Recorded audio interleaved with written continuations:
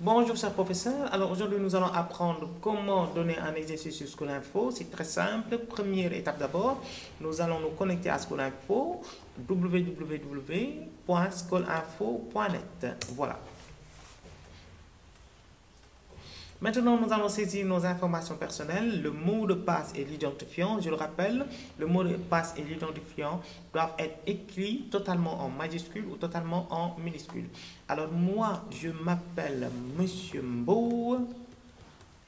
Voilà, et je saisis mon nom ici et mon mot de passe maintenant.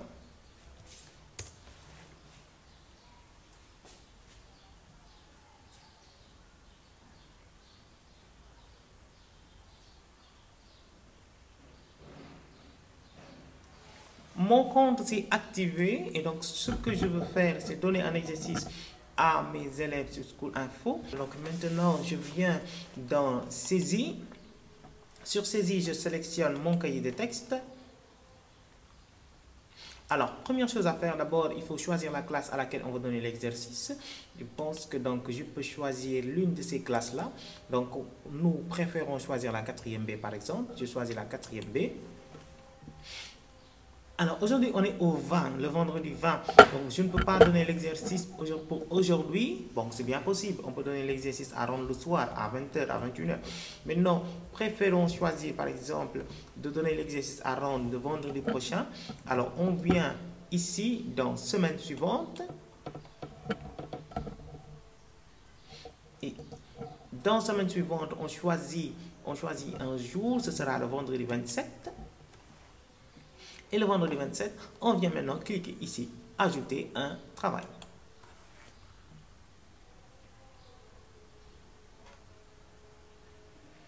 Voilà. Et donc maintenant, nous sommes en espagnol et je veux donner peut-être un exercice en révision pour la composition ou bien pour le prochain devoir. Et donc, je dois donner un intitulé à cet exercice-là. Je vais l'appeler révision.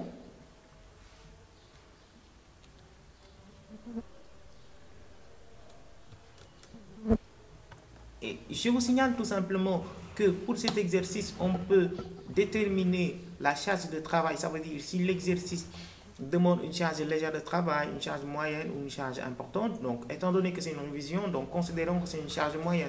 Donc, je sélectionne charge moyenne.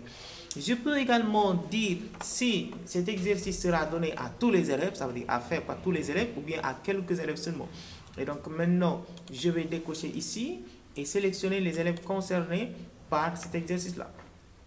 Alors, tous ces élèves-là peut-être ne sont pas concernés, peut-être Mamatiba n'est pas concerné, Balde n'est pas concerné, donc tous les B ne sont pas concernés, donc je peux décocher. Et donc si je décoche, et donc je rajoute également tous les D ne sont pas concernés. Voilà, Diallo, Diallo ici, Diallo encore, Diallo, bien ici, Diop, Diop, Diouk. Voilà, donc je donne les exercices à partir de FAL vers la fin. Dès que c'est bon, je peux appuyer sur valider. Je peux appuyer sur valider et puis c'est tout. Et donc cet exercice-là n'est à faire que par les élèves dont les noms commencent par F.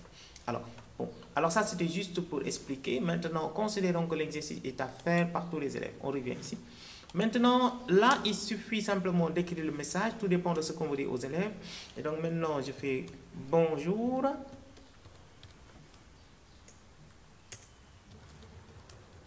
Cet exercice est à rendre le 27 mars.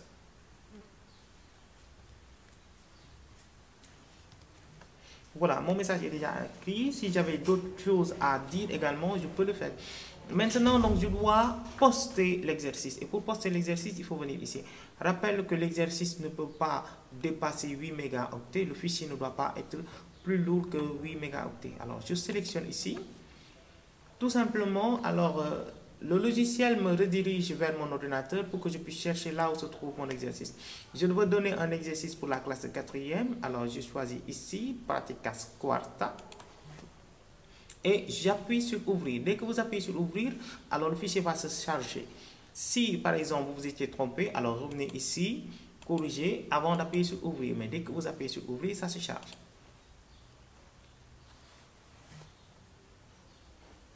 Notre exercice est déjà chargé et donc maintenant il est donné à tous nos élèves. Maintenant il y a également une autre option.